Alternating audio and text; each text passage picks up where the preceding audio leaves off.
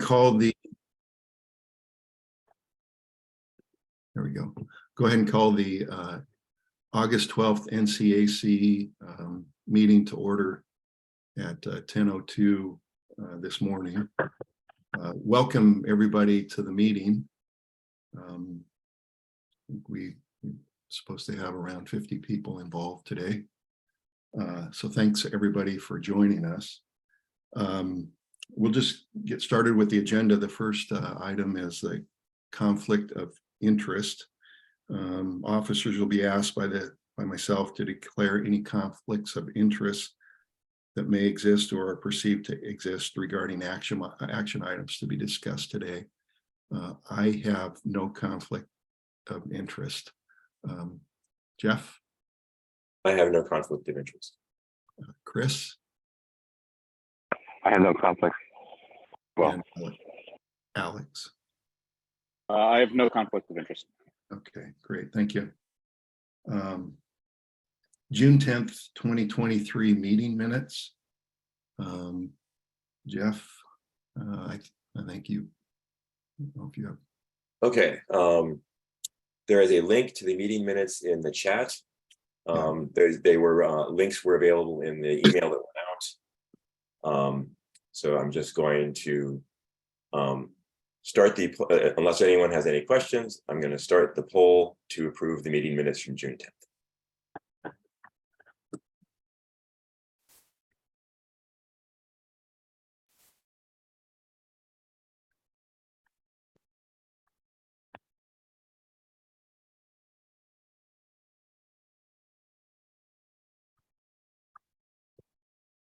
Okay, and we have 28 out of 38 or 20. So I'm going to wait a few minutes, a minute, like a few seconds to see if anyone else votes. And then we're still getting, we're up to 30.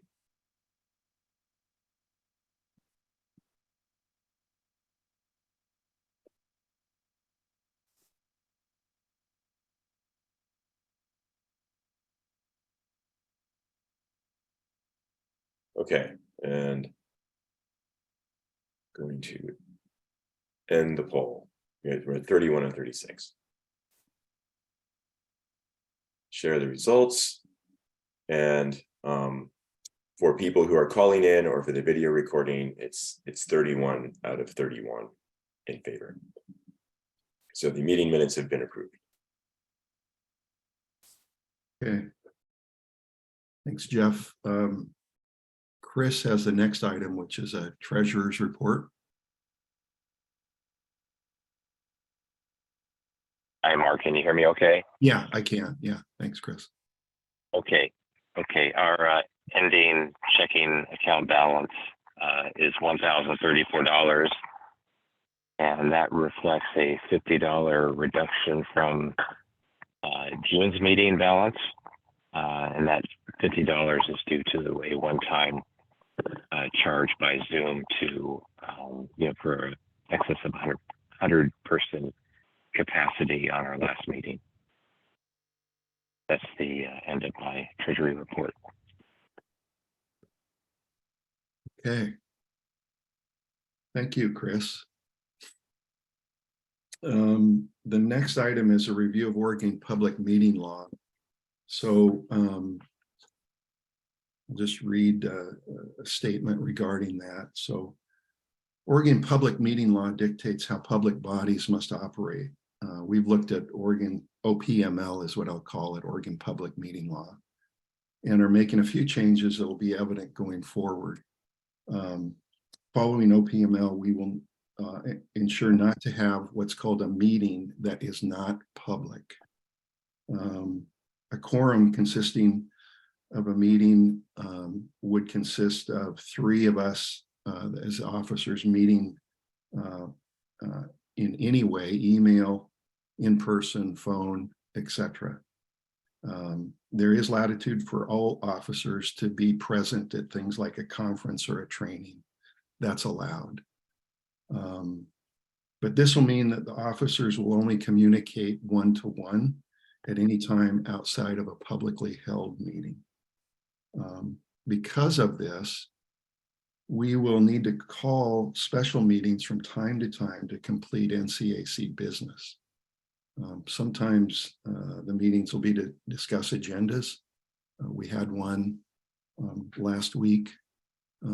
Primarily to do that, we also added a little bit of a conversation about the community plan. And I think we had 17 community members attend that. The special meetings need to have a minimum 2-day notice. We'll always strive to have a notice that is more in advance of that if we call special meetings. Operating in this way, hopefully will ensure transparency and encourages involvement from the membership. It does admittedly make it a bit more cumbersome for the officers to operate, to follow the OPML, Oregon Public Meeting Laws. But we're quickly finding our way under these regulations. So that's just a statement on the Oregon Public Meeting Laws, and what the membership might see is just a few little changes in terms of maybe more special meetings. Okay, the next item is Ordinance 84 STRs update, and all my only comments on that are that those Ordinance 84 updates were passed, I think it was July 19th by the Board of County Commissioners. I believe that Jeff has put the link to the three parts of the changes that the Board of County Commissioners voted on. I think he put that link in the NCAC website, so folks can go there and read about those changes. Sarah Absher wants to be present to speak to the membership about the Ordinance 84 updates. We met the chairs of CACs in Tillamook County. I've been to 2 meetings this summer, and at our last meeting, I think it's Bob in Pacific City indicated that their community meeting is today at 10 a.m. and Sarah had committed to be at that meeting today, so she won't be at our meeting. We have called a special meeting on August 22nd at 7 p.m. I believe, and Sarah will be at that meeting to present the Ordinance 84 updates to the Nuscoin community. So more will be coming on that on August 22nd. I think that's a Tuesday. So, all right, on to item 7, nomination and approval vote for bylaws committee. So just a little bit of what's happened here. We asked for volunteers to serve on the bylaws committee in July. We received 6 responses from community members who were interested in serving. I spoke with each of the 6 and found them all to be outstanding candidates who have varied experience in bylaws involvement, are passionate about the community, and want to serve the community in some way. I'm recommending all 6 to the membership for voting today. The bylaws, the current bylaws do indicate that the bylaws committee can have a maximum of 5 on the bylaws committee. Members will be asked to vote for a maximum of 5 candidates today during the voting. And then I think maybe each candidate provided a short statement, and I think Jeff sent those out earlier this week. So everybody should have had a chance to read those. But we've also asked each of the 6 to just introduce themselves today briefly during the meeting. And before I ask each of those to do that, I will just say that I believe Bill Miller, when I spoke with him last week, he indicated that he was leaving for Canada on a bike trip and wouldn't be present today. And so I don't believe Bill is here today. So if I could, maybe if I can mention your name and you can just say a quick introduction. Dr. Michael Beachley. Hi, Mark. Thank you very much. It's nice to see all of you here. It's actually very encouraging to see so many people in a little community be involved this much. I'm very acquainted with this kind of activity. As if you have read my little blurb, I've served as a parliamentarian for most of my life. Actually, I started in college back in the 1960s, and I'm a professor of speech communication at Oregon State University, very happily retired. But this kind of activity of parliamentary business and procedures and so on always carries with it a little bit of bylaws, wordsmithing, if you will, and handling of these affairs to make sure that equity exists and process is supported and everybody knows what's going on and so on. So I'm pretty much acquainted with that. I've served as a parliamentarian for actually dozens of organizations over the years, probably because few people really understand what that's all about and are kind of afraid to step into that zone. But I'm really quite comfortable with doing that. I'm a father of two and a grandfather of three. My grandchildren are growing up and becoming human beings, which is a delightful thing to happen. My granddaughter's off next week to the University of Victoria in Canada, which is a very exciting thing for our family to do. We own a property at the far end, the west end of Seaside in South Beach. We wake up in the morning and look at the ghost forest often and are just absolutely thrilled that this is now part of our life. So it's nice to be here. It's good to meet all of you, and thank you for the moment, Mark. Thank you. Thank you, Michael. Thanks. The next candidate on my list here is Tom C. Site. Close. Thanks. Okay. I, like Michael, have a fair amount of experience in dealing with committees. I'm a technical author and writer. So not only do I interpret them in real time, I also write them. So I have a pretty good background in that.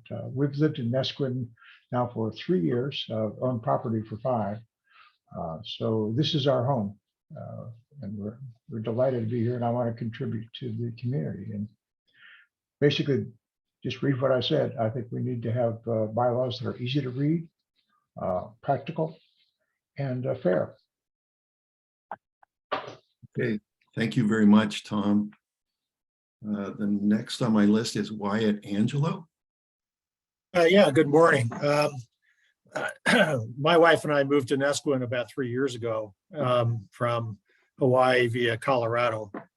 I practiced law in Western Colorado for a long time as both a state and federal prosecutor as well as a private attorney.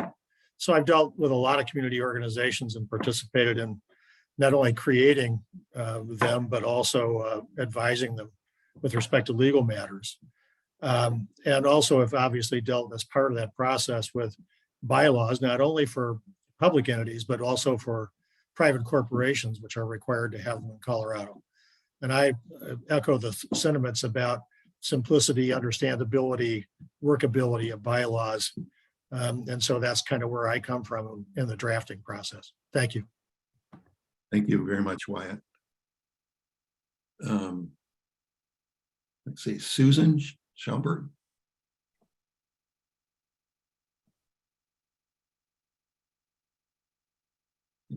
Susan, you're muted. Oh, my apologies. Good morning, everyone. I'm Susan Schaumburg. I live in the Nesquin Village. My family has history that dates back here in Nesquin to the 1960s. I've served actually 2 terms on the NCAC bylaws in years past.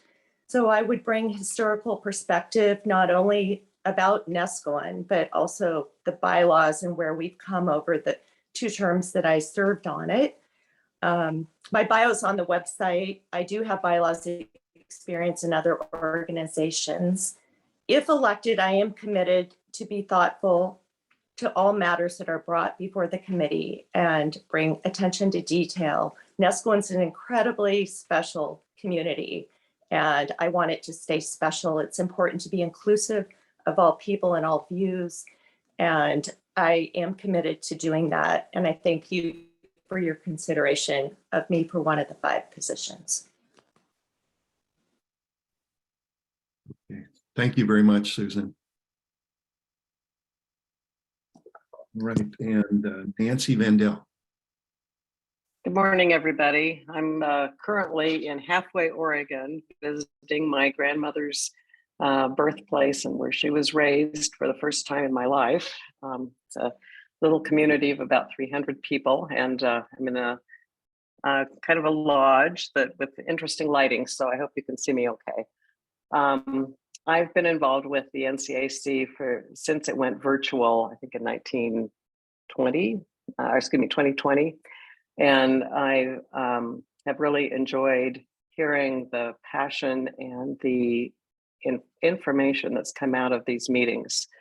My parents bought 2 lots in Nescoan in the late 1950s. I was about 2 up on the crest, and then an adjoining 3rd lot. My dad really wanted to build. My mother did not, and so the lots remain unbuilt up there. I think one of the questions in the chat was whether we own STRs, and I do not. We do not have anything built. But I do represent our family's interest in the lots, and got involved more because of some of the planning issues that have come up over the last 3 years. Can you hear me okay? Yes, I can. Okay.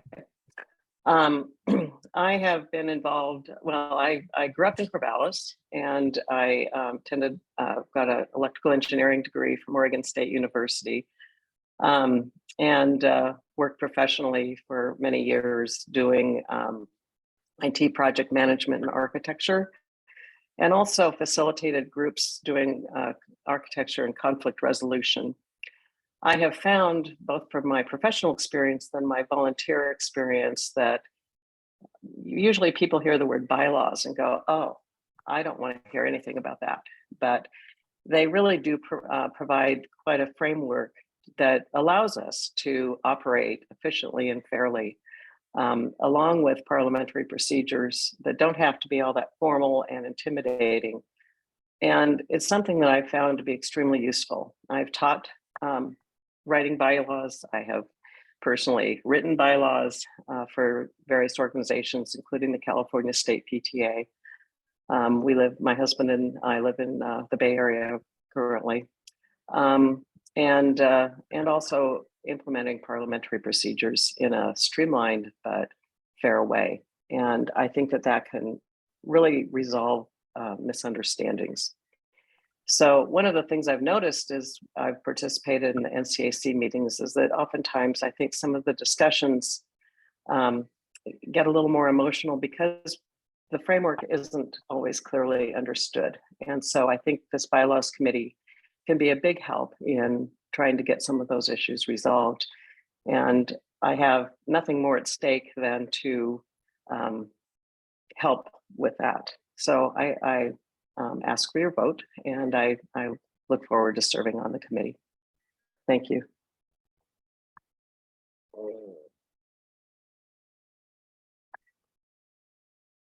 Okay, so thank you very much, Nancy. Thank you.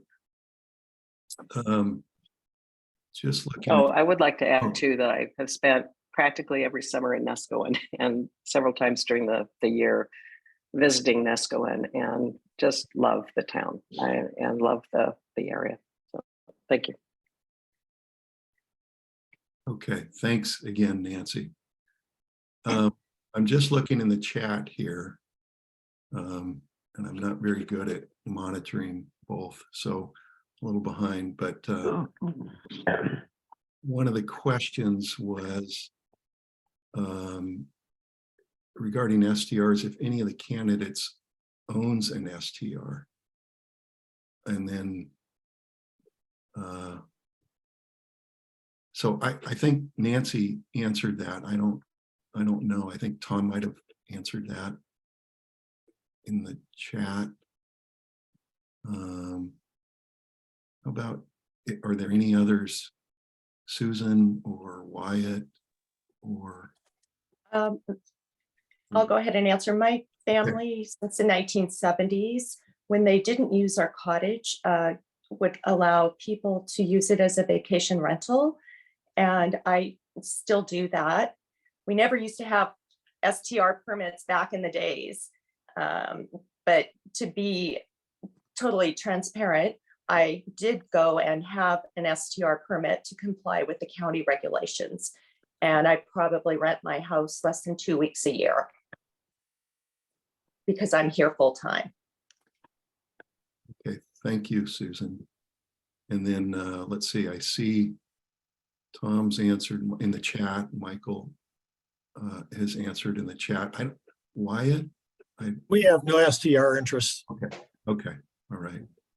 And Nancy's indicated she doesn't. And then just one other question, maybe before we do the vote. One question is, can the candidates say how long they've been involved with the NCAC? I see that Tom has had about 1.5 years. I don't, Susan, I think, Susan, you've been involved for longer. I don't know. Susan, maybe you can answer. Yes, my family and I have been involved historically since we've been property owners in the 60s. I personally have been very involved. Oh, okay. Thank you, Susan. Mm-hmm. And then Michael. And maybe Michael's got it. Yeah, this is my first involvement. Okay. All right. Thank you. Mhm. And then Wyatt. Yeah, we moved in March of 2020, and I think we joined the association in about April. Okay. Thank you. And then Nancy. Maybe Nancy, you answered this already. Yes, I began attending the meetings when they became virtual in 2020. Okay. All right. Okay. And I've attended consistently since then. Yeah. Okay. Thank you. And someone asked that we read the responses that are in the chat aloud for the record, and hopefully I don't miss any. Tom Seep says no STR interest for me. And Michael Beachley says, I do not own an STR, and this is my first involvement in the NCAC. And Tom says, I was involved in the NCAC as soon as I became aware of it about 1.5 years. So that's what's in the chat. Hopefully I didn't miss anything. Okay. Okay, I think that I think we've come to the point where we're ready to do the poll and take the vote. Again, membership can vote for a maximum of 5. You can certainly vote for less than 5 if you'd like, but 5 is a maximum. And do you mind if I add something, Mark, before we do the Okay, vote? go ahead, Jeff.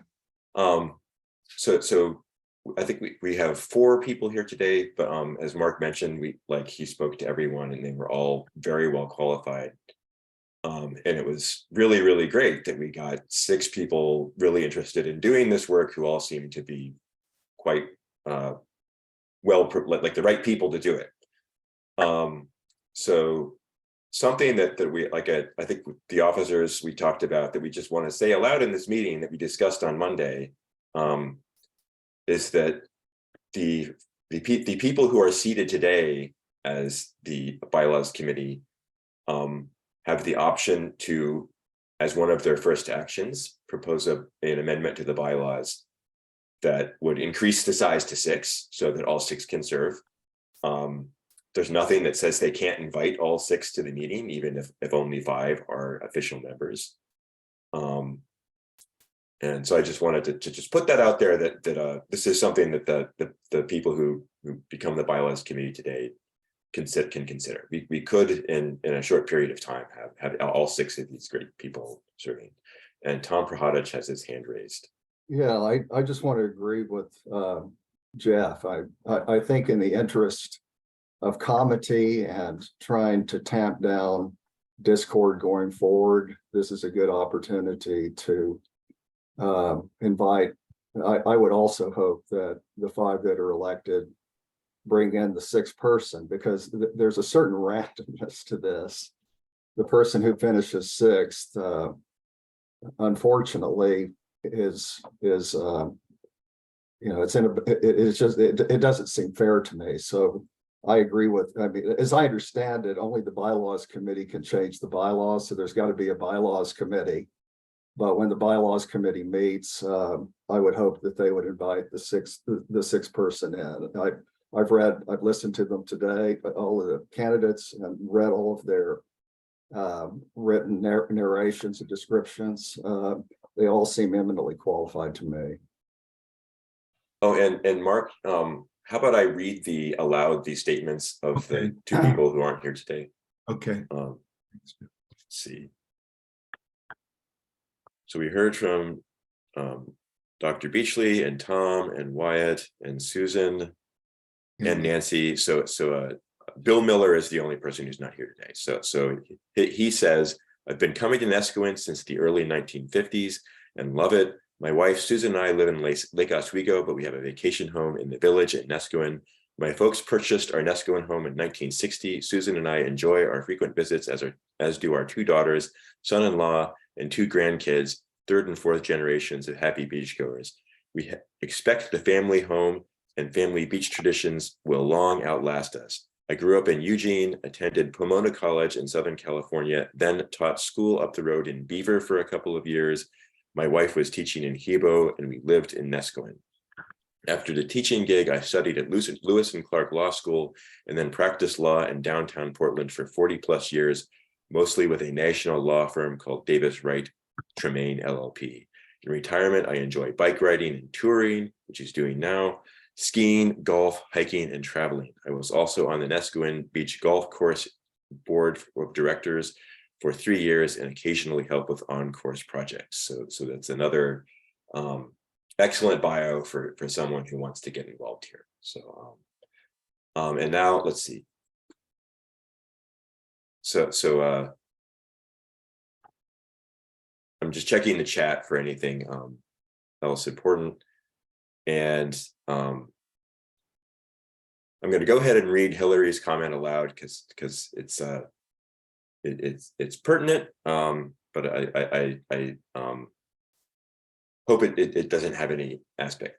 Are all of the candidates aware this is the NCAC and not the NCA? There were a couple of references to the NCA, and I encounter this confusion all the time, but this is the Neskowin Citizens Advisory Committee, which is let's say cousin of the Neskowin Community Association, but it's completely different. And just anyone attending who is confused about what they're attending, that's what this is. So I'm going to put the poll up unless there is anything else that anyone, Mark or anyone else, wants to bring up before we do that. Well, Tracy mentioned something in the chat. I'm just looking at it here, Jeff. She says a 6th person would still need to be voted in. One thought is whether there should be an odd number of members for voting purposes within the committee, which I don't, that's a. Yeah. Actually, the current bylaws don't say that you have to have a vote. So that's not actually true. And if we don't have a good consensus in the committee, then we've got more serious problems. Okay. Yes. Yeah. So what the current bylaws say is that so the process will be that the bylaws committee recommends an amendment to the membership, right, to allow 6 people or an undetermined number of people on the bylaws committee, and then hopefully say in 2 months at our next meeting, or potentially even sooner than that, since we have a few meetings coming up, In the meantime, the membership can approve that recommendation, and immediately in following that, with the membership can approve the all 6 people for the meeting. And Rand has his hand up. Hi, the county needs to approve any changes to bylaws. So the bylaws committee can recommend this and the officers can review it, but before the membership votes on it, it needs to go to the county and the county council to make sure they see that everything in it is legitimate, and then it comes back. Yeah. And I'll tell you that it's been the snafu of snafus. If it takes them 6 months, it kind of disappears and you have to bring it back, review it and everything. So just give you a heads up. It's not a quick turnaround, as we explained last meeting. The turnaround is dependent on the county taking the time to review the bylaw and give an approval. So just heads up, nothing happens fast with bylaw changes. That's correct. And this one is like, we're just changing the number 5 to the number 6. So maybe if we like bug them, like we can get on the calendar earlier. But that's a great point that we are at the mercy of the county council, and we're probably about 125th on his list of things to do. So Rand, just a question for you, Rand, can Sarah speed that up at all, or has she been able to? I just wonder. There are times when that can work. Yeah, Sarah will do her best given her time constraints to see it. And we did, one of the last things we did had the changes were sent and not acknowledged. And then when we kind of got their attention again, I think it took maybe a week to 10 days. So it's a busy place. That's one of the issues. Maybe we can ask Sarah about this At the next meeting. On September 22nd. Well, and because I think we have a lot of bylaws changes that we would like to do. And so let's ask her about that and see if probably a good thing to do is batch them all together. But if there's one that's like important, like this one, important and trivial, maybe we can expedite that, or maybe Sarah can wave it through on her own or something like that. Yeah, and I would certainly be I would follow up quite closely on that and try and get that moving as fast as I could do that. Okay, anything else before I put the poll up? Okay.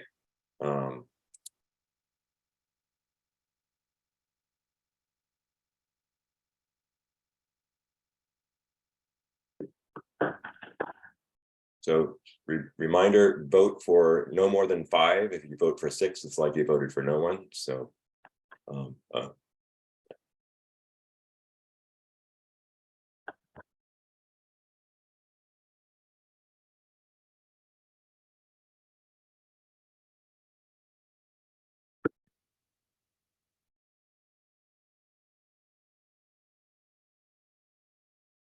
we're at 33, 34, 35, 36. So 5 people have not voted. I will give wait a few more seconds for those 5 people to vote. Okay, there's one more.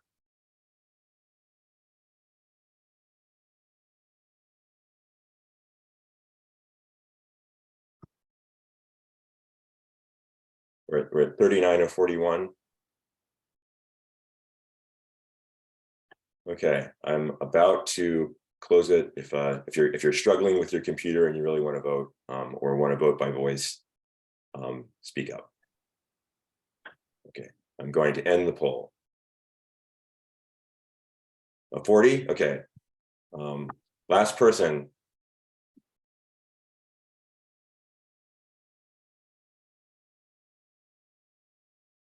Okay, I'm ending the poll.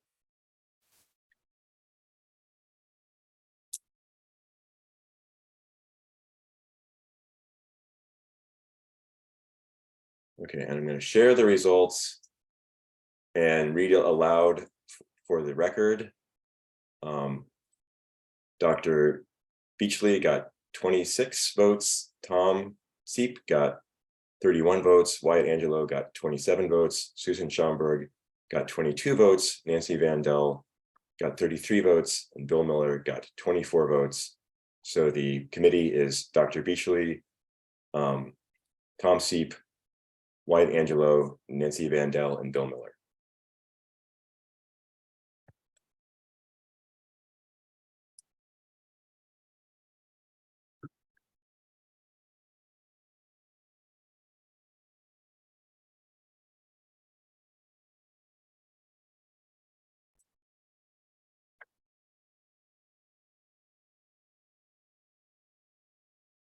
Okay, So could I ask a question? yes, So in terms of going forward, I personally would like to invite Susan to participate in the committee until we can get a sixth person, if the committee would agree with that. But going forward, how does the committee just appoint a chair among ourselves, and who convenes a meeting? it's a good question. And that's, So- oh, go ahead, Jeff. I think the answer is that you guys get to decide. Right. There's nothing in the bylaws that says how the bylaws committee operates. So, So could you send out maybe emails and contact information for each of the committee members so that we can do that? yeah, absolutely. And also, like, just be in touch with me or Chris for Zoom support. Just so that we can set you up with a meeting. Okay, so you'll send out your contact information as well? Yeah, yes. Okay, thank you. And yeah, well, I'm sure we'll want to coordinate more once things get started, and you guys can figure out when you want to meet for the first time. But congratulations to the 5, and I hope that we're able to. I hope Susan's able to participate. I do too. Okay. Okay. Item 8 on the agenda is discussion of a proposed community plan steering committee, and I'm listed there, but Jeff has done a really nice job of preparing something for this conversation today. And so, Jeff, is it okay if I just have you? Absolutely. So thanks a lot, Mark. So the context here, we've had STRs on the brain for a year. I don't know if people have been thinking very much about the community plan, but the community plan is one of the most important tasks that the NCAC has to take on. And for anyone who doesn't know what the community plan is, this is a document that we are to produce, and it's unincorporated communities are supposed to produce these like every 10, 20 years. Our last one was in 1999, and this document informs the county about our preferences for land use. And importantly, the document feeds directly into zoning decisions. So if, say, we wanted to change what was allowed in the village, or in residential neighborhoods in Nescowen, as an example, the community plan process could put forth recommendations, literal text of we would change the zoning ordinance this way to the county, and if we do the process correctly, they will probably just do what the community plan recommends. That's how it's designed to work. And this is it's a process that's very domain knowledge intensive, and it's a process that has a lot of coordination with the county needed. And because we want to do this right, it's very involved. It's been something that I think Ran and Chris and Brenda Freshman have been working on since 2019. And Ran, put your thumb up if that's correct. And those of you who have been involved since 2020 will remember that we had a whole slew of informational town halls to help inform the community about this process and the Oregon laws and regulations that feed into it. Those are all available on our YouTube channel, and I encourage you to go have a look at that. We also have a whole page on the NCAC website that I assume that Rand and Chris created that, but I actually don't know where all that information came from. But it was a really good resource for me when I was making the decision to run for secretary. And there's a lot of good information there. But so I'm going to start sharing my screen. We've been thinking about, as officers, about what are we going to do going forward? How do we complete this process? And we're thinking about some changes. So just give me a second here to share my screen. I'm doing, if not a first, but a very rare thing in NCAC meetings, and sharing slides. So.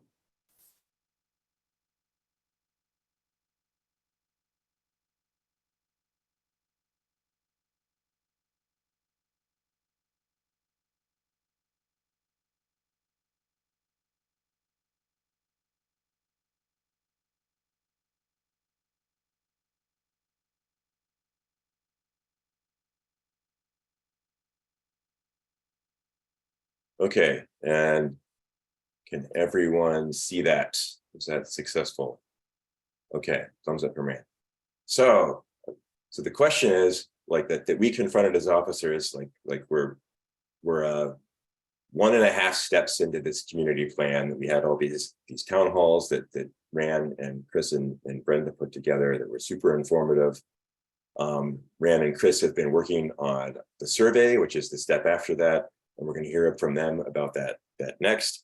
But we have a lot to do still, and we were thinking about, well, how do we move forward? So the problems that became apparent, at least to me, and I think to all of the officers as we joined and started thinking about this, is the process has been underway for quite a while, and it's got a long way to go.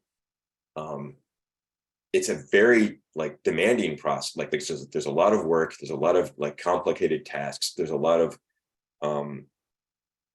interaction with the county and Oregon public land use law that needs to feed into this process. So it's not something that one wants to take on casually. And because the whole point of this process is to take the will of the people of Nescoin and distill that into a document, we want the community has to feel good about this. They have to feel like that document actually represents their will, and feel like the process that is leading to the creation of that document is going to accurately capture what they care about. And I'll be honest, that when I was running for secretary, I thought that the officers were kind of going to take the lead on this, and then we changed how we're doing things so that we're complying with Oregon public meeting law, and that means that it's really hard for us to have meetings, and it means that we are very poorly, we're the worst group of people to do this, because it's really hard for us to talk to each other. There's also we just had this experience where Rand, who has been doing leading this effort for the last 3 years, is no longer the chair, and we have a new chair.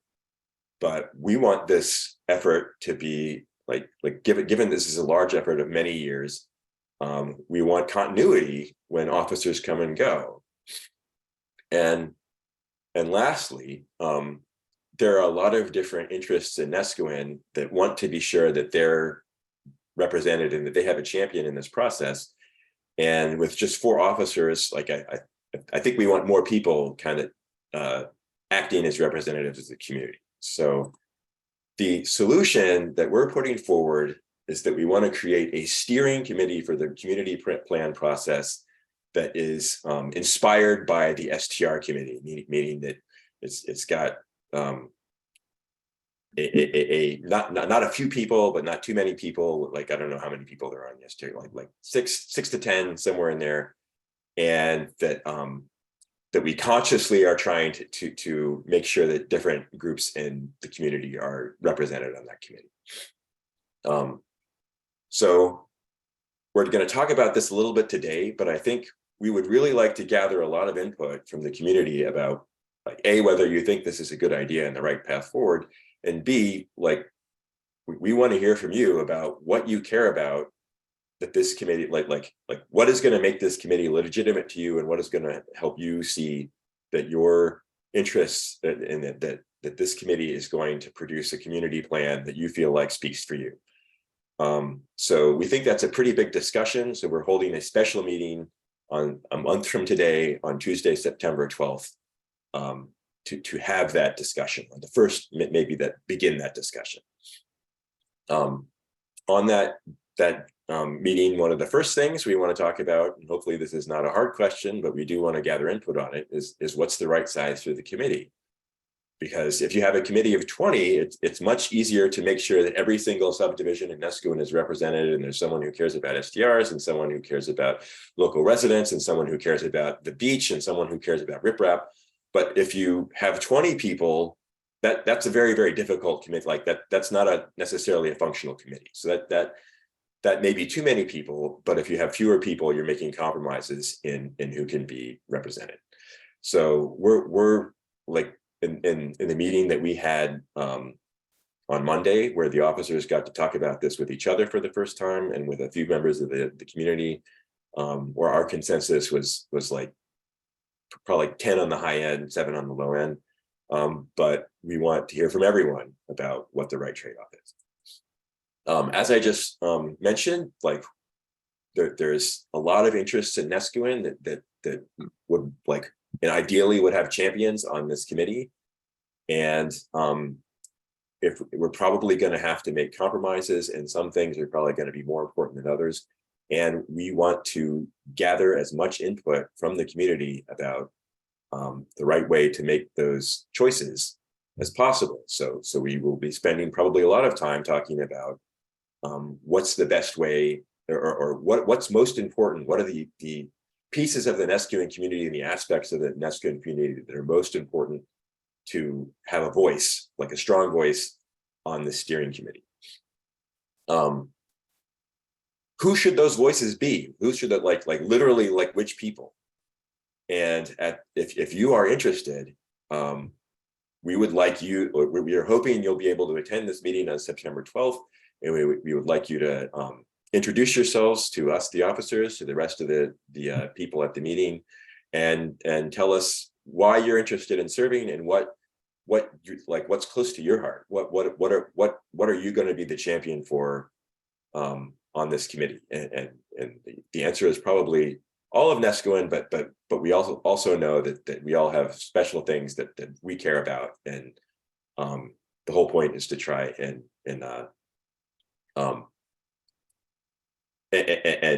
get those things on, like those voices represented as well as possible.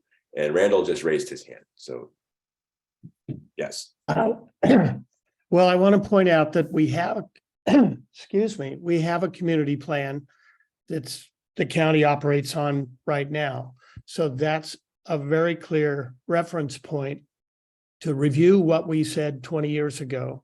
Absolutely. And understand on each of these land use planning state goals what we may want to revise. So we're not inventing the wheel here. We're really revising the current plan, and there will be some new material because things have changed in 20 years. So I just, and the committee itself is basically going to be setting up meetings with the general public of Neskowin for each land use goal. So the interest of all those people can be clarified at each of those state land use goal meetings. So the committee certainly should do its best to represent all the demographics, but there will be a lot of opportunity to drill down on specific subjects in each of those state goal meetings. So I'm just trying to point out that it's not just a giant thing we're trying to make. It's something that's been made and has the opportunity to be revised, and each of the subjects will be taken one by one so that that can be more easily managed. Okay. Sure. And 100% true. I think a lot has changed in 20 years, but I think the most important thing is that we want to hear the voices of the community and how we want to proceed from here. And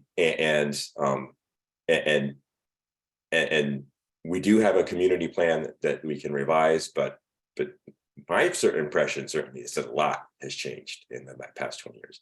So Guy, I see your hands up. I have a spot in my, like a few slides on where I'm going to ask for input that people want to share today. But if what you have is directly pertinent to what Rand just said and pretty short, go ahead. It's pretty short. Yeah. So one of the things that's, first of all, I think that, and I believe the links to all the unincorporated communities, community plans are on the planning website for the county, and people may want to take a look at, because they're all kind of different, and including ours that was approved, I think, in 2001. And so to take a look at the current plan, I think it would be important. But one of the things I just want to emphasize, Tillamook County is unique among the counties in the state of Oregon in that it allows unincorporated communities like Neskowin to actually set its land use zoning. So if you go to the county website and you look at it, it has NR1, for instance. It's, you know, Neskowin Residential 1. It's not Tillamook County Residential 1. So this plan, I mean, among other things, when it does set zoning and uses within zoning, it is unique to Neskowin. And it is unique to Tillamook County and unique in the state of Oregon. So it's real critical that we take part in this and really think about how we want our community to be shaped and how we want our community to be lived in. So that's it. Okay, thanks, Guy. So yeah, as I said, we want to hear a little bit today, but we're going to have a whole meeting to talk about this for an hour and probably longer than that. So we don't need to like, we want to hear two things today that will help us decide what, like, it'll be an appetizer for this meeting that we're going to have in a month.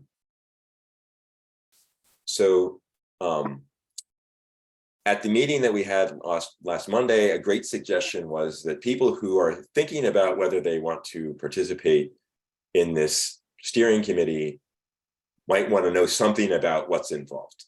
And we're making that up as we go along. Like, we do not have the answer to that yet, but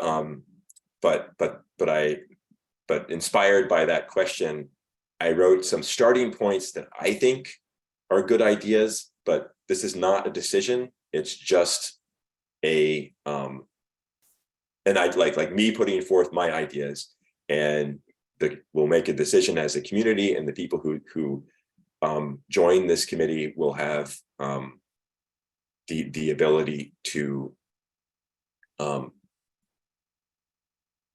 the ability to probably make their own decisions about what the committee does. But I think, first of all, like, we would like this committee to have the responsibility for leading the community plan effort to revising the community plan or submitting the new community plan to the county, like that they will have ownership and be responsible for getting that done and drive the bus to completion. They should be the person the county, and by the county, I think I'm mostly talking about Sarah Absher, works with, like, on the community plan, like that they should own that communication channel. And as officers and committee members come and go, like, we want to have this committee to be large enough so that the domain knowledge remains, and that we have continuity. So over time, like, if at 2 years we have a different chair from Mark, that the community plan process will continue like with continuity. So I assume that Rand and Chris and Brenda came up with this, but we have a roadmap on the website for how we're going to complete the community plan process. But the details of that, like what are the steps, and should that roadmap be amended, that should be the steering committee's chart, like responsibility. Like what are the tasks we're going to do as a community to gather input and synthesize that and turn that into an actual working document. And defining that process should be the responsibility of the committee. And as they're doing that, they should operate as transparently as possible and get plenty of input from the community and the officers about that process. Something that the committee should not do is all of the work. It's a very, very big project. And I think as we're moving through these steps, like at each step, they should engage with the officers and say, okay, we need to complete this process. How can we engage the committee or the community? Let's create a new committee to do this task. Let's ask for volunteers to work on this. But it should not fall on all the shoulders of the steering committee. Now, I think if you volunteer for the steering committee, you should expect that probably you're going to be personally involved in a lot of these steps. But the expectation should be that all the work falls on the committee, and that every committee member will be involved in every, like the survey project or the focus group project, or but many committee members probably will be involved in some. And we want to compose this committee with the idea that with it built in that people are going to leave, move on, like decide that they need to step back. And then we want to create opportunities for people who become interested in the middle of the process to get involved. I don't know exactly what that looks like, but it probably involves some sort of yearly refresh process or something. But we would like the people who are on the committee to stay for many years at a time, because we want that continuity of domain knowledge of the process. So that's the end of this part. So here I would like to, we don't want to spend a long time talking today, but I do want to hear from people today about what their initial responses are, and what they may be, if there's something they haven't mentioned that they want to make sure we do in that meeting on September 12th, talking about this process. So I'm now opening it up for questions and comments. And Guy, your hand is still up. I don't know if you have a new comment or just left it up before.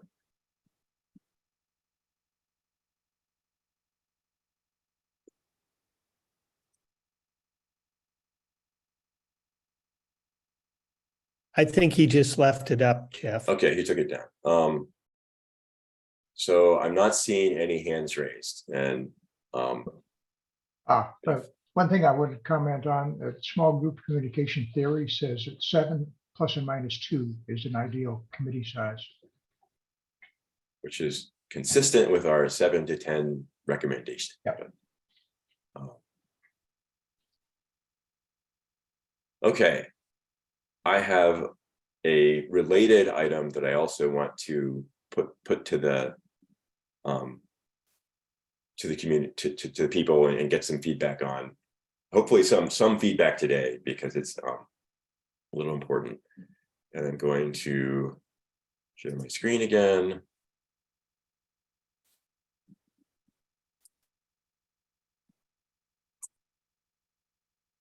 So we will be, so as discussed, we're going to both collect input from the community about what interests are important to hear from, or to be championed on that. Alexis, do you want to ask before I talk about this, or is this like pertinent to the previous part? It's related to this, but I'll let you finish. Okay, Thanks. great.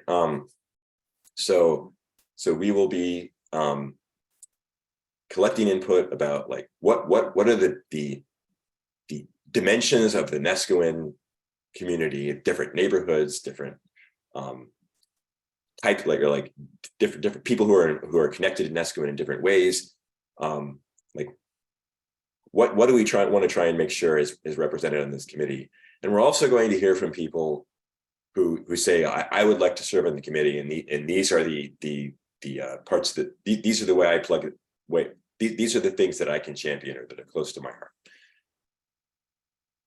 According to the bylaws, it is the chair's responsibility to pick who is on new committees. And so the question is, how do we take this input and turn that into a working committee? So one, like I have, there's a few different possibilities here. Like I have 3 listed. That's not the limit. One is that Mark will just look at what we learned and look at who we heard from, and he'll make a call. He'll say, you know, these are these 8 people are the people. Another option is that we'll handle it the way we just did the bylaws committee, and Mark will completely defer to the membership, and we will vote, and the people who get the most votes, well, they will be the committee. On Monday, when we were discussing planning for this meeting, an option that came up from 1 or 2 of the officers is that we could have a system where we have that vote, but Mark doesn't promise that he's going to follow it exactly. That he says, well, I'll listen to the vote, but then if I see that committee is unbalanced in some way, or that some interest is missing, I might make an adjustment.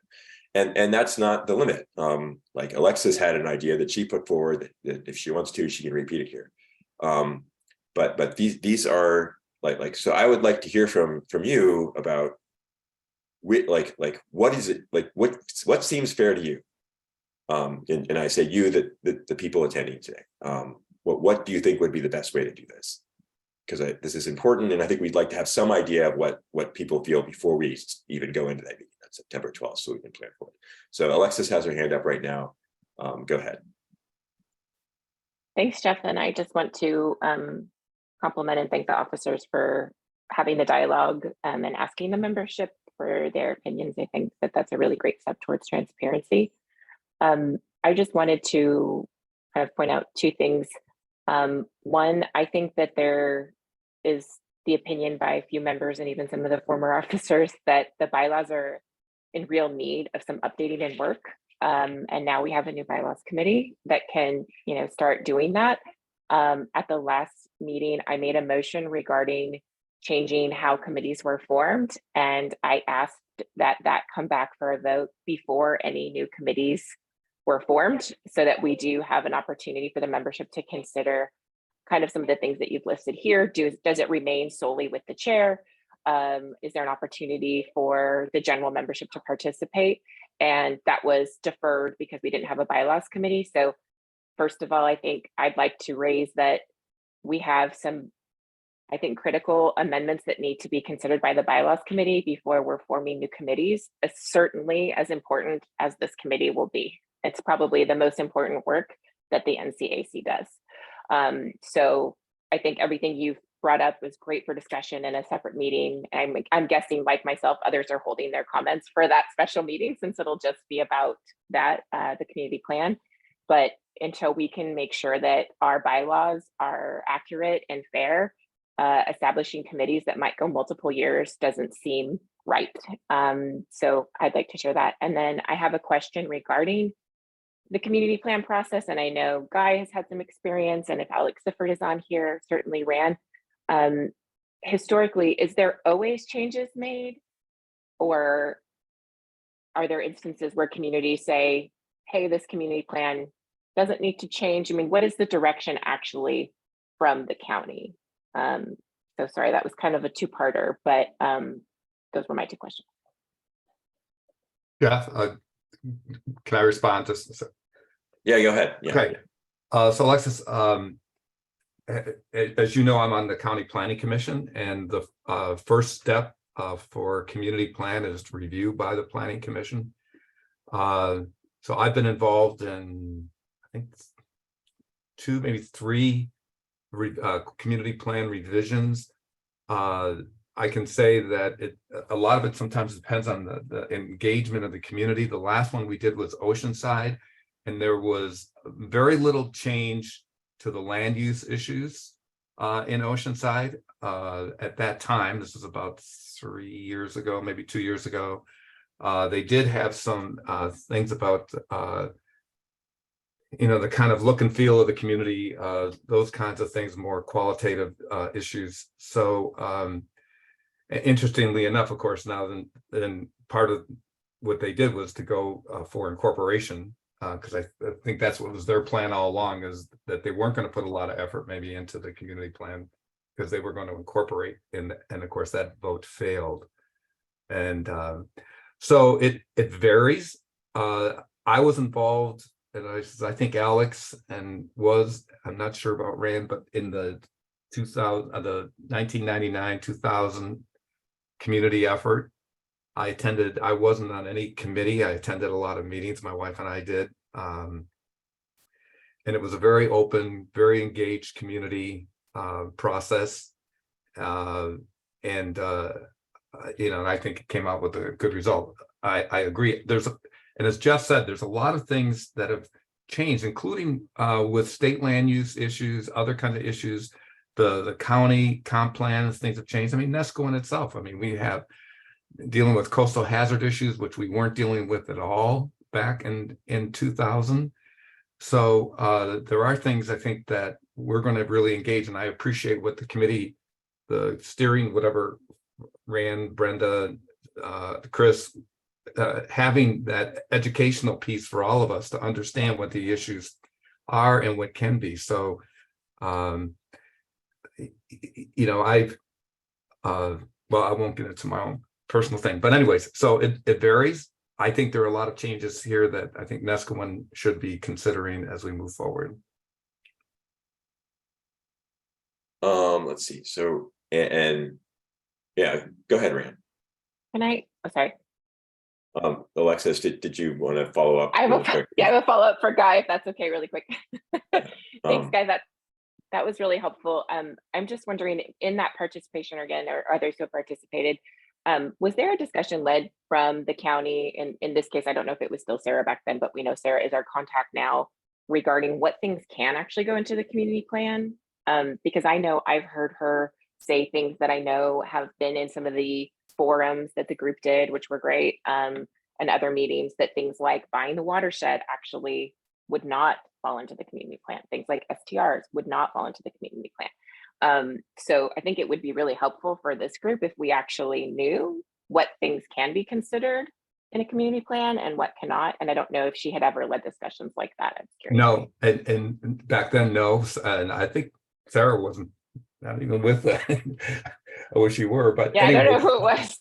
But anyway, yeah, I think it was Lisa Phipps was them. But anyways, aside from that, I think that my recommendation in general, and we will talk about this on the 12th, is that one of the first things that our steering committee does is meet with the county planners and go over the kinds of things that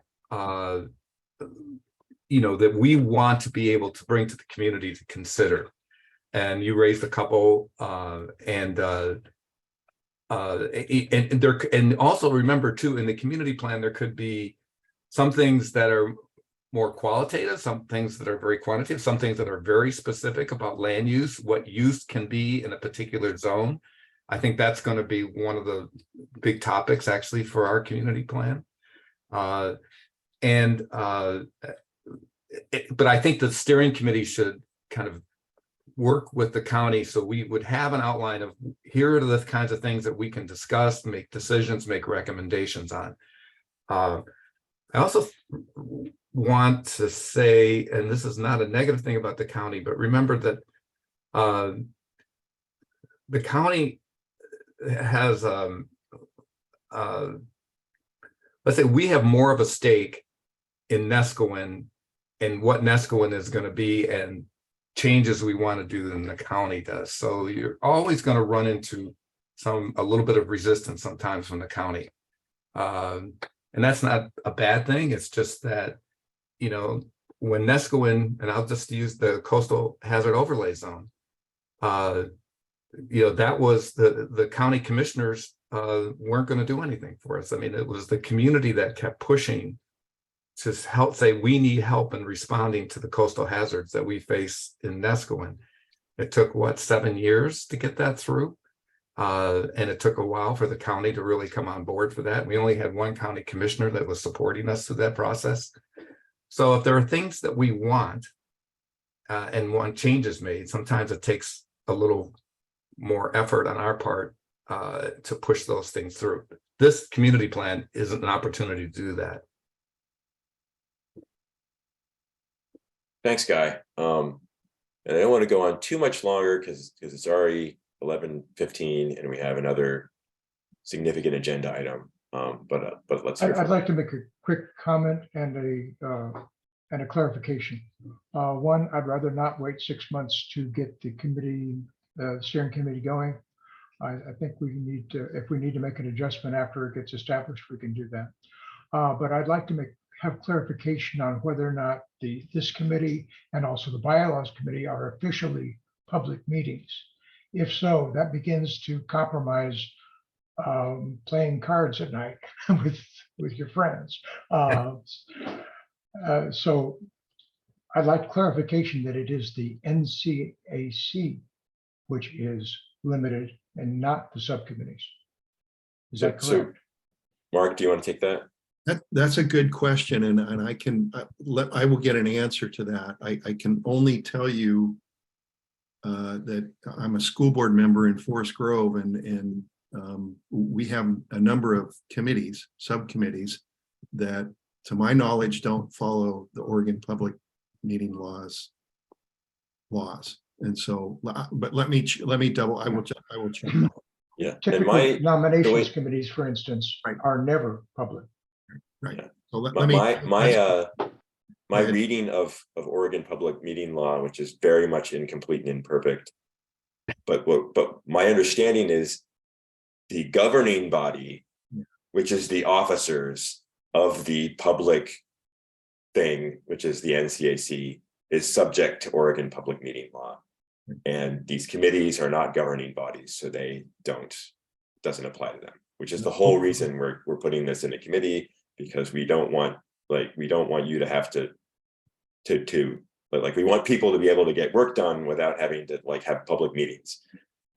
So we're hoping no, we're working on the assumption no, but Mark is gonna follow up. Correct. I will follow up on that, yeah. Go ahead. Ran, you've had your hand up for quite a while. Well, my comments is just that Sarah very much intends to be involved in this, and she basically said it's her responsibility to make this make the process work for us, and the work product at the end is her responsibility, and it needs to match up with the county and state comprehensive plan. That's what kind of slows it down in the very end, but she'll consult with us about that throughout the development of the community plan to let us know if we're overstepping or if it doesn't agree with the comprehensive plan of the county, in which case we'd have to, then take that into consideration. So I just want to let you know that was her comment recently. Yeah, and my vision for how this works is that the steering committee is they are the point of contact who works with Sarah on those matters. Hillary. Thanks. Thanks, Mark and Jeff, for giving me a shot to talk. I just wanted to respond to the original slide, which was talking about the discussion about the composition of the committee. And one of the options was to recommend member representatives. And I just was going to say I fully support that. I think it's important that there's different people in the community, and all people sort of need representation. And I'm honestly tired of seeing different homeowners in the community be dismissed just because they have a short-term rental permit. It's become very divisive. I was disappointed to see it in the meeting chat today with the questions for the bylaws committee. And I was disappointed to see that it wasn't spoken about, that it's not really pertinent to the bylaws thing. So I'm don't want that divisiveness. And I think that it's important that they be represented because they feel dismissed. And they've honestly, like, they're just not even that interested in the NCAC meetings. And so I think we have a concern about how to reach those people that have kind of lost faith in this whole thing, which is the NCAC. We're definitely trying to, going forward, this set of officers is committed to transparency and inclusiveness. So hopefully we will get those people back.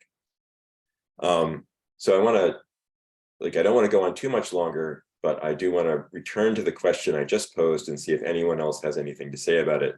And I think I'm going to pop up a really quick poll because people don't really want to raise their hand and talk too much, but I'm going to simplify it.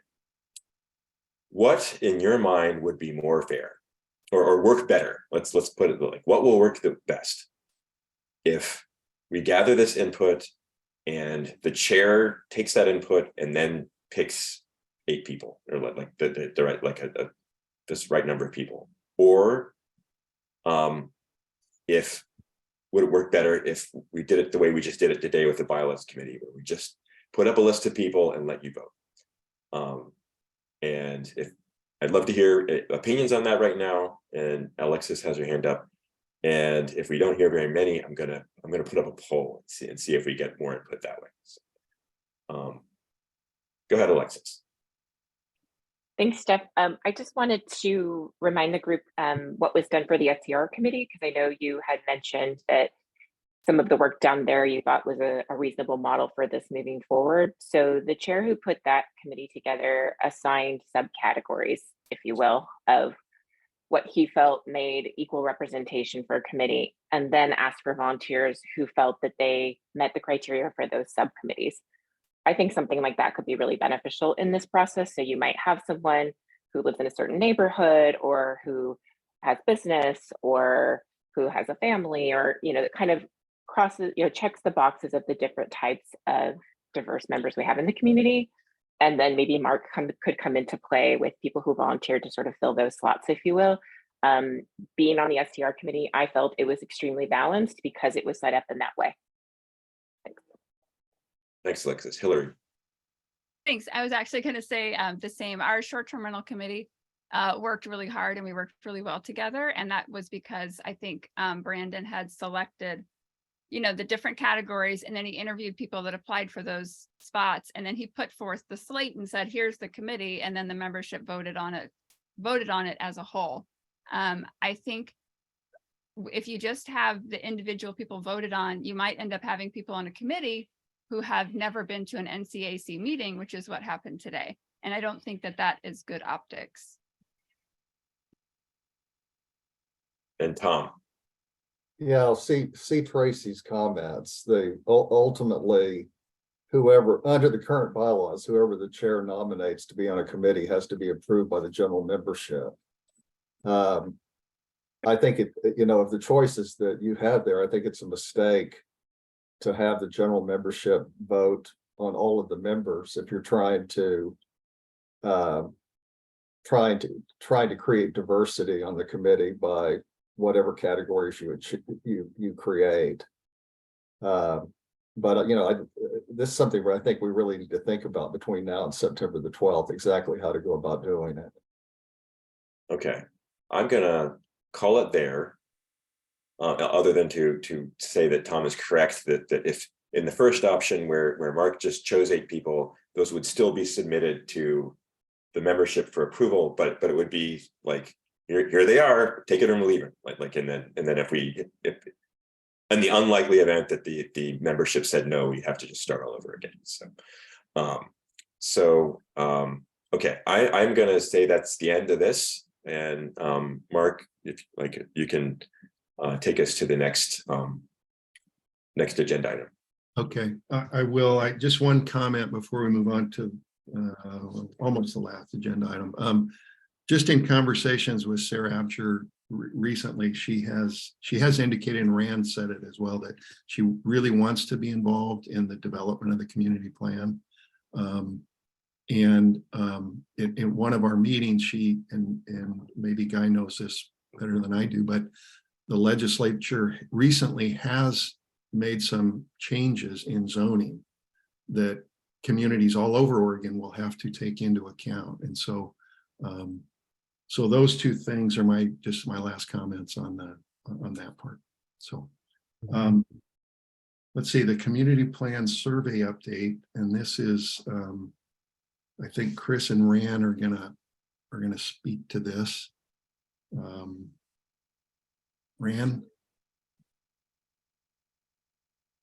Okay, well, I would like to find out if Chris has any comments. I did write an abbreviated history of the community plan update and provided that to the officers. I don't know if it got published or not. So I can read part of it. I'm not going to go through all the comments that I listed. But it's, in a way, I think it's important to set the stage for what the community plan survey is now and how it came about, in order to understand if we're ready to approve that and use the survey to take the next step forward. Of course, that's going to be on behalf of the guidance committee or whatever when it forms. So probably they are the ones who will probably put this forward. So here's the abbreviated history of the community plan survey. In 2019, there was a call for volunteers. The chair, myself, received responses from Chris Silkowski, treasurer of the NCAC, and Brenda Freshman, professor at California State Long Beach and a Nesquin resident. In 2019 to 2020, we started organizing how to do it. We based it on educate the community about the state land use goals, create a survey, and then hold public meetings to go through all the goals. In 2020 to 23, as officers, Chris and Randall became the co-chairs of the organizing committee, organizing the community plan. Brenda acted as a consultant and provided the first Zoom platform to hold general meetings. COVID had prevented public meetings for 4 months. And we used that Zoom platform to present the informational town halls until we got our own Zoom account. And Brenda also met with Chris and Randall weekly for most of 2020, 2021, 2022, and part of 2023 to develop the town halls and the survey. 22-23, when we had developed 72 questions to cover the state planning goals and safety in the community, the survey was shared with 8 to 10 locals, of whom 8 actively critiqued the work. Later in 2023, those 8 and additional reviewers went through the survey again, provided additional critique and suggestions. Many of the reviewers had land use background, including officers and 2 former chairs of the NCAC. The co-chairs of the community plan for the last 4 years have organized a community series of informational town halls over the last number of years that are now part of the community plan survey. Working together, the informational town halls and the survey ask questions as well as provide educational information about the specific ways state land use goals affect Nesquin. The Community Plan Survey Review Committee was tasked with reviewing the current iteration of the survey that was undertaken at the time between April 2023 and today's meeting. The reviews of the committee varied with multiple additions and suggestions, which resulted in numerous edits, with the overall conclusion being to go forward with the survey as a part of the overall process of revising the current Nesquin community plan. To be clear, the community plan is a basic tool to help understand the community and its understanding and perspective before meetings, so that they can work through each aspect of the current community plan, state goal by state goal. It's not a definitive document that leads to the revised community plan. It only serves to provide a baseline of information to stimulate discussion at the meetings to be held where decisions can be formulated from the community members' participation. And then I have a bunch of comments, which, there's 2 pages of comments. Unless someone wants to know some of those comments, I'll leave that off. So the basic recommendation is to move forward with the survey as the officers and the steering committee care to. Any comments? Thanks, Rand. And I don't know if Chris wants to add anything. Yeah, please. Chris is driving, so. Oh,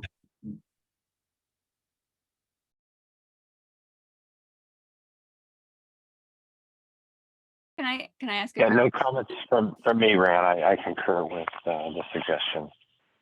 Okay. Chris, do you want to share recent changes that are happening pertinent to you? Sure. Due to personal reasons, I've stepping aside from my involvement on the community plan. And I think that it's, we're probably at a good transition time with new officers, new views, and, the formation of a potential steering committee. Chris, I have to point out that Chris has chronicled the community plan in a spreadsheet, every meeting, every change, every responsibility, and who took it. He developed an incredible document for moving forward with this that I hope people will work with and review. It started the first meeting, it's gone all the way through the survey. It's like 60,000 cells in a spreadsheet. It's incredible. So we all owe Chris a huge thanks for his work on this and his comprehensive documentation of the entire process. So thank you, Chris.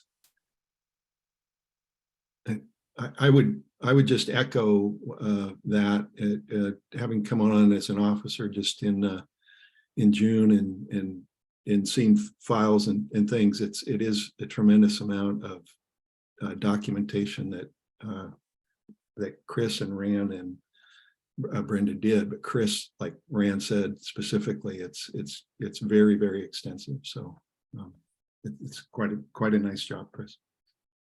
And Mark, Hillary has her hand raised. Okay, Hillary. Thanks. I just wanted to thank Chris as well. I know that was a big project over the last few years. So thank you, Chris. And my question was the survey written by an actual nominated, voted on committee for a community plan, or just the officers and Brenda? Or it's guiding the next steps of the steering committee and the new community plan. So there was some confusion about that. So I can help clarify that. Oh, thank you. Okay. So this group of 3 were charged with, and let me preclude my statement by saying that it was my understanding when I took on the chair in 2019 that it was the officer's responsibility to organize the community plan so that it would function and get to the point where the community's involvement, an educated public in Nescoin would understand the state goals and be able to meet and speak coherently about the state planning goals. So our group of 3 was the organizing group to put together the educational materials and the survey based on the state planning goals. Now, I can tell you that the reviews of the survey indicate that there's no guiding questions or prejudice involved. It's pretty dry material. There's not a lot of room for guiding one result or another. And as I stated in the end, it's not a definitive document of the perspective of the community. It's a guiding document that is quantitative as to how the community responded. And it was never a committee. It was an organizing group of officers, basically with one consultant, to put this forward. So Thank we you. never asked for a vote, but if you want, I can chronicle for you the process and the transparency of this for the last 4 years. At each meeting, we announced who was on the group, what the work was The done. confusion is it was referred to as a committee. And so my question was it an actual committee? And the answer was no. So thank you. I appreciate that. Thank you, Okay, Randall. thank you.